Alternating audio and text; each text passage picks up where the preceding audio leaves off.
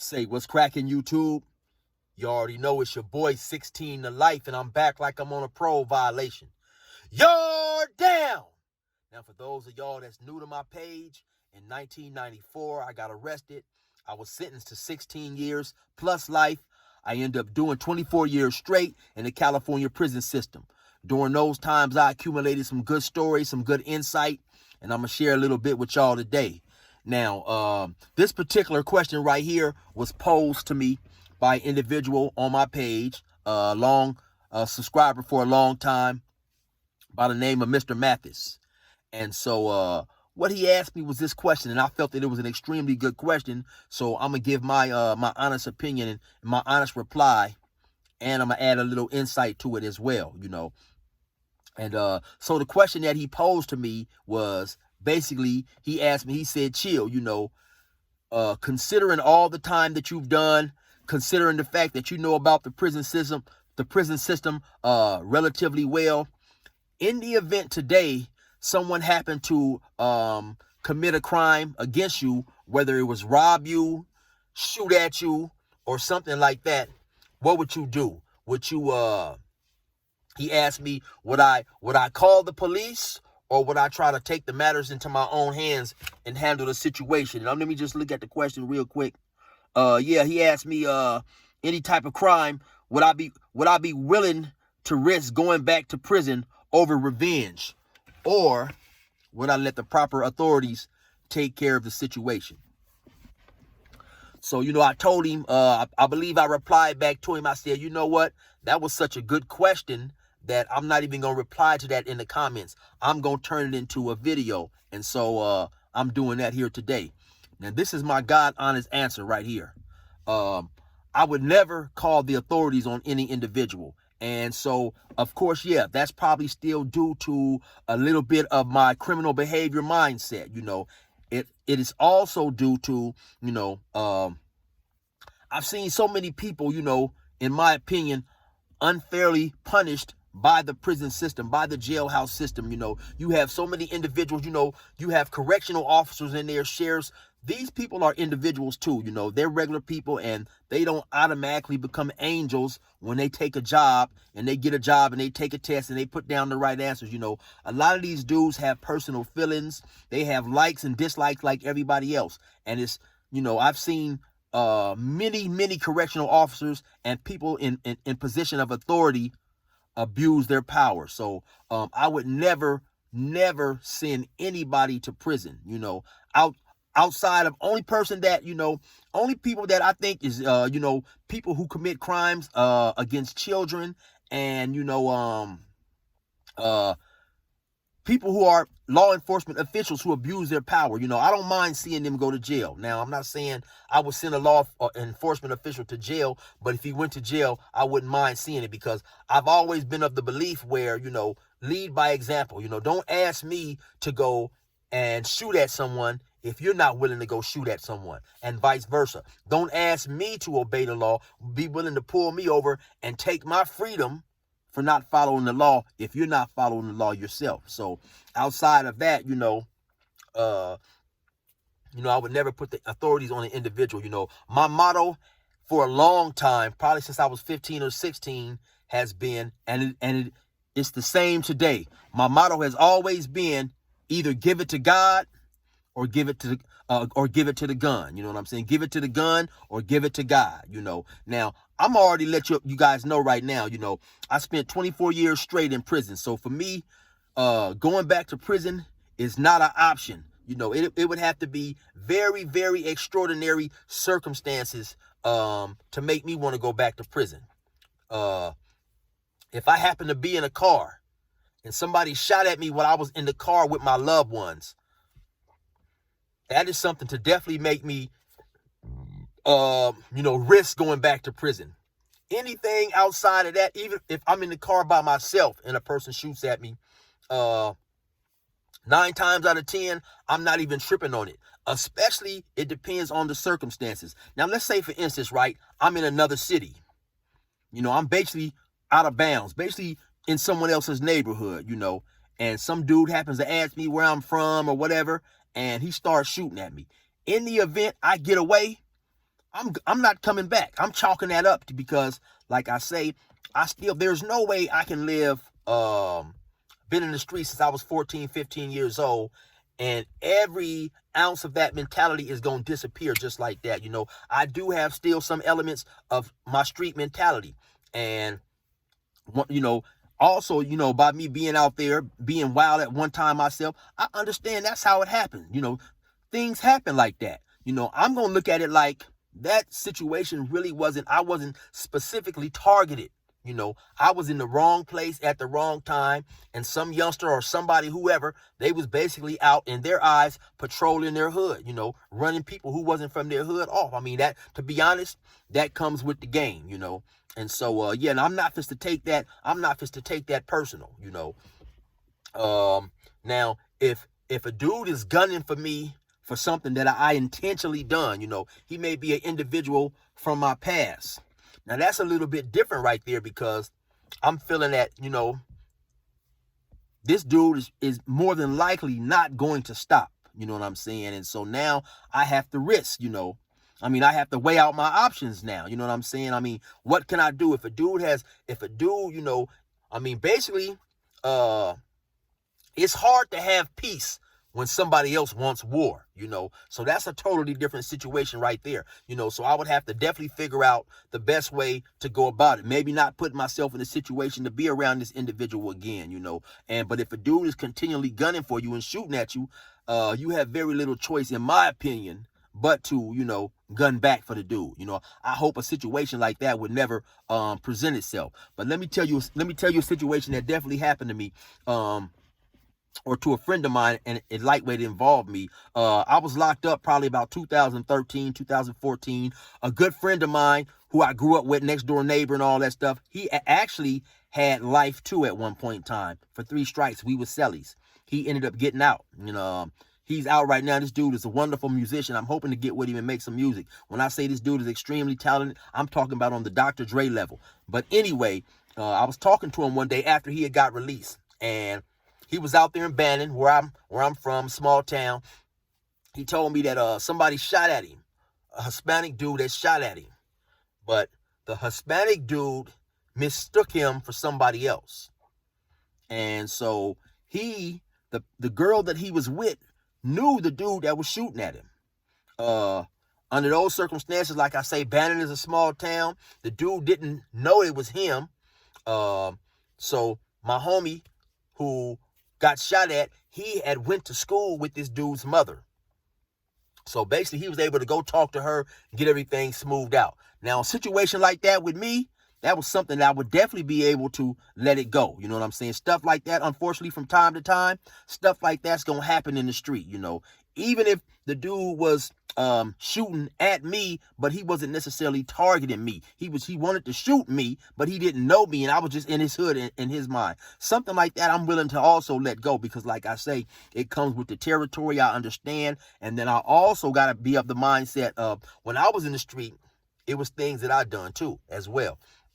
But I look at that angle a little bit different, because I look at it like this, when any individual was out there in the street, he's gang banging, that's something that you sign up for, especially back in my era, it was pretty much an unwritten rule that you only target your enemies. We're not running around just shooting at anybody recklessly or whatever. And in my day and time, you might see someone you was beefing with, but if they was with a mother, their child, their sister, someone who wasn't involved in the street life, we gave them what was called a pass, So we let them go that day. Like, okay, yeah, I see you, but I'm not tripping with you because you got your family with you.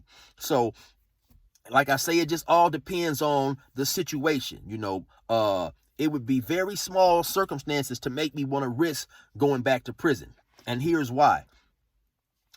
Being in prison is a place that, I no longer want to be. And it's crazy. Earlier today, I was riding down the street. Just so happened, I see 2 dudes. They hanging out. I don't even recognize these dudes. One of the individuals is somebody that I've already had told a story about on this page right here. He was in a story called The Damus Wanted That TV. Or The Bloods Wanted That TV is, I think, what I named it. His buddy recognized me and tell him, hey, man, that's your homie right there. They come hop in the car. They chase me down. We standing out there talking. This is one of my good friends, man. Real good individual. We standing there talking. Just so happened, another individual that we was locked up with, he drive by. I bumped into him before, so I call him. I tell him, hey, man, come back out here. So we all out there chilling. We talking, man. And the situation just came up. My other buddy that drove by, he's working. He's doing good. He said, man, I could never see myself going back to prison. I could never see a correctional officer telling me what to do right now, And those words really resonated with me, And so, some people talking about they're doing certain things, out of the necessity to protect their family. Well, I understand that. I definitely understand that. And it just depends on the circumstances. If you're at your house, you chilling, somebody trying to barge their way up in there, by all means, handle your business and protect yourself by whatever means you see fit. But now, once it gets outside of your house, depending on the situation, it all just depends, If you do something in your mind in the name of protecting your family and you end up going to prison, I ask you this. Who gonna be able to protect them the next time? The best way to protect your family is being there for them. You know what I'm saying? That's my opinion. So in this day and age, to me, it's things that are more important to me than going back to prison. It's more important to be in the life of my loved ones and the people who stood by me, the people who worried about me, who wrote me, who sent me money. It's more important for me to be in their lives today and show them that I care, I appreciate them, and that being around them is important, as opposed to doing something silly and risking incarceration. Because let's keep in mind, I already have 2 violent strikes. So, any crime I commit, it doesn't have to be violent from this point forward, could possibly make me liable for a 3rd strike, even if the crime is not violent. And so, it's going to have to be extraordinary circumstances for me to even get the benefit of a doubt. If I do anything violent, I'm talking about more than likely, I probably can't even punch somebody in the face, and if I do, all that's going to have to be on camera. I'm going to have to be attacked, I'm talking about for me to even possibly get the benefit of a doubt. I would probably have to be, the episode would have to be on camera. It would clearly have to be shown that I got attacked and I was just defending myself, because like I say, in the eyes of the law at this point, I no longer have the right to do anything violent. So, due to my extremely violent criminal history background, they're gonna be trying to throw the book at me, So me already being to prison for such a long time, having at least a decent amount of the law, at least in terms of what they're going to try to do to me, I have to understand that. I have to realize, is all that worth it? Back when I was young, I was running the streets. The mindset that I had is, I knew what I was doing was illegal, but at the same time, it still was right. And so let me break that down to y'all. Like I say, I knew that carrying guns and specifically shooting at other people, I knew it was illegal. But in my mind, I knew it was against the law, but in my mind, it was right, because it was something that we had all signed up for. Back in my younger days, in my younger mind, I'm thinking that, if I shoot at an individual, it's going to stay in the street. And unfortunately, it's not always going to do that. Everybody's not going to always have the same dedication to a situation or organization. And that's what a lot of people need to learn and realize, and today that's something that I definitely understand, And so, like I say, so for the most part, I'm not doing anything to risk going back to prison. If somebody robs me, you can have that stuff, because I know how the game, that's how the game go. Like, I told a story, you guys, and I think the name of that story is, I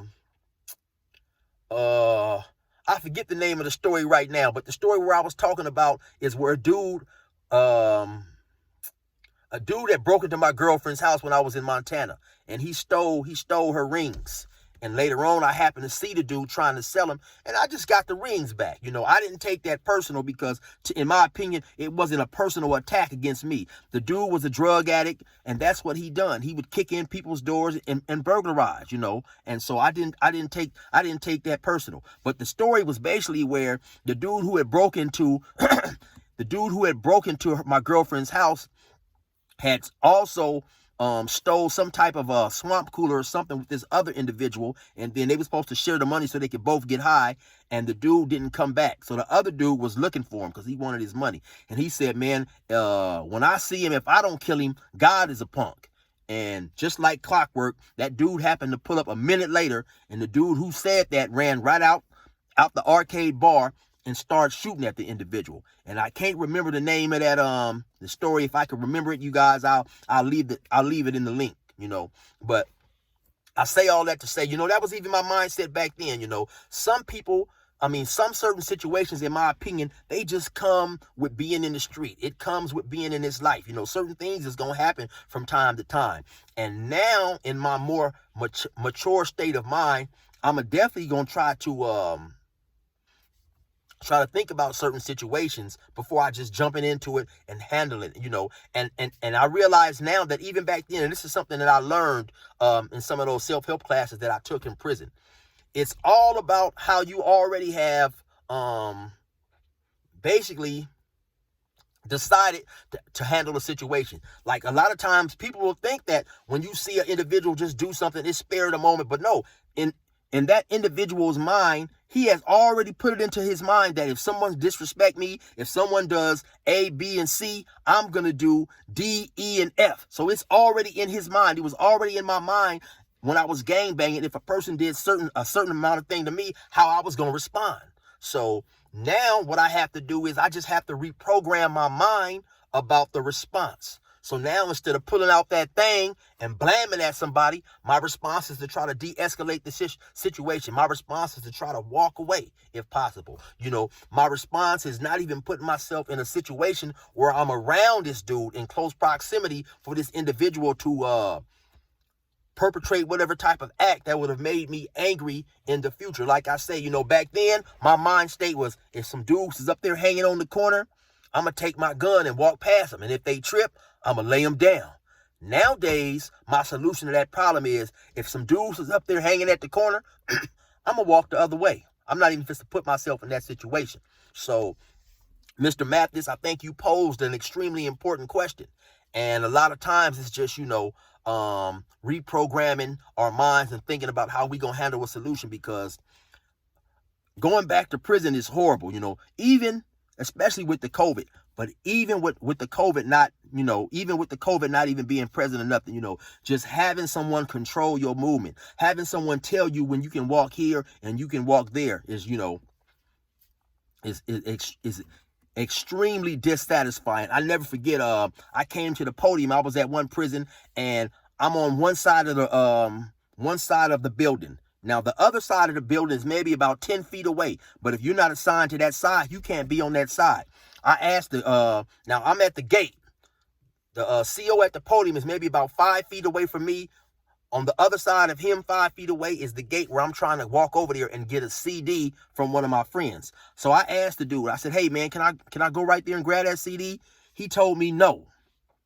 You know what I'm saying? With disrespect and disdain in his voice. Disdain. So that's when I got mad as hell. That was one of the few times I got extremely that mad, because I'm realizing, man, I didn't give these dudes the power over me to control my movement by 5 feet. So now I'm so mad, I'm standing there staring at the officer that's told me no.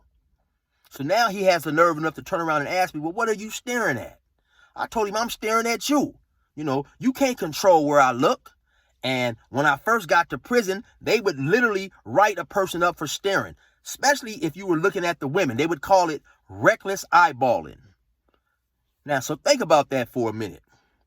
Because now when you're in somebody else's house, you have to play by somebody else's rules. If you happen to go to your friend's house, he say, hey, man, I don't let nobody walk on my carpet or my floor without taking their shoes off, And so in order to enter their house, you're going to have to take your shoes off. So now let's go back to when you are a uninvited guest in somebody else's house. You are basically a prisoner.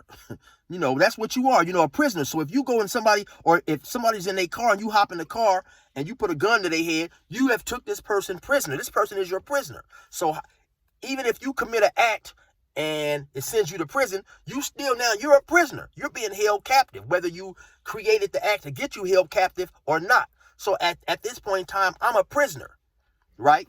I'm a prisoner in someone else's house. So this person, he is creating all the rules. And this dude has came up with a rule that I can't even look at him. And in the event I look at him, I get a disciplinary action. And like I said, when I first hit the prison, you would get a lot of individuals rolled up for reckless eyeballing. Now, after I've done about 10, 15 years, that charge, it kind of like played out. It never was removed from the books, but they just didn't use it as much. But my whole thing is, imagine a dude telling you, you can't even look at him, And so all those things play a tremendous part into my thinking today, The difference between me now and when I was 19 or 18, I didn't care back then. I didn't give a F. You know what I'm saying? And I'm starting trying not to cuss in some of these videos because I get paid more when I don't cuss. But anyway, that's just the difference. Now I give a F. Back then I didn't care what happened to myself, because if I did, I would not put myself into these reckless, precarious positions. But due to the fact that, I care about myself, then it's going to make me think once, it's going to make me think twice, it's going to make me think three times, because just like when you're in prison, now it's a little bit different by being in prison, because in some situations in prison, you got to do what you got to do. Sometimes, if you get into it, sometimes, you have to use extreme violence to set your future events. When people see you put down, because let's keep it real. Maybe about 25% of the people in prison are who they say they are. And when I say that, I mean in terms of being violent, being with the business, not caring. Everybody else is really just trying to fake it till they make it and get released, But sometimes if you get tested the wrong way, you're going to have to put down a serious violent demo. If not, you're going to be bait for everybody else. You got to show these dudes, listen, man, I'm willing to go through all extremes to show you cats that I'm serious about you not messing with me. Because for the most part, nobody wants to get in fights. Nobody wants no violence, a lot of that, and so, and that's just the basic of the situation. So sometimes when you're in prison and you get into it with somebody, you're forced to inconvenience yourself now, because now they have to take you to the hole. When you go to the hole, you're not going to have any of your property. You're not going to have any of the, prison allowed amenities that makes your life a little smoother, and sometimes that's necessary. But so nowadays I realize certain situations, I'm not even scared of what you're going to do. I'm scared of the inconvenience I'm going to put on myself, because I wholeheartedly believe that I'm going to handle my business. And so I'm not scared of what you're going to do to me. I'm really more worried about what I'm going to do to you, because I know how it turned out for me last time. I don't want to be isolated away from my loved ones. I don't want to be isolated away from women. I don't want to be isolated away from good food. And so those type of things make me now see things with a different perspective. So, I know I gave y'all an extremely long answer, but no, I'm never fit to call the authorities on anyone, just due to I have a certain disdain for authorities, because I definitely feel they abuse their power, and I honestly feel that, if eventually a person is going to get what they're asking for. If you're out there, if you continually running around acting wild in the street, you're going to go to jail if you lucky. More than likely, somebody going to send you to the grave. That's another thing that I say, man. If you really out there gang banging, you out there in the streets and you doing stuff, if you lucky, you'll go to jail, because if not, something bad going to happen to you. So, Mr. Mathis, that was my question right there, man. I mean, that was my answer right there. And a person robbing me, I definitely can look past that, because like I say, those certain type of situations just come with being in the street. By me being in the street myself at a certain time, by me doing certain things, you just have to expect that sometimes they're going to happen. Everybody's not always thinking like that. Some people take certain situations extremely personal, but like I say, unless a person was just purposely and continually trying to target me, I'ma let the majority of things go and enjoy my freedom, man. So with that being said, Mr. Mathis and everybody else, you already know what it is. It's your boy 16 to Life. Resume normal program.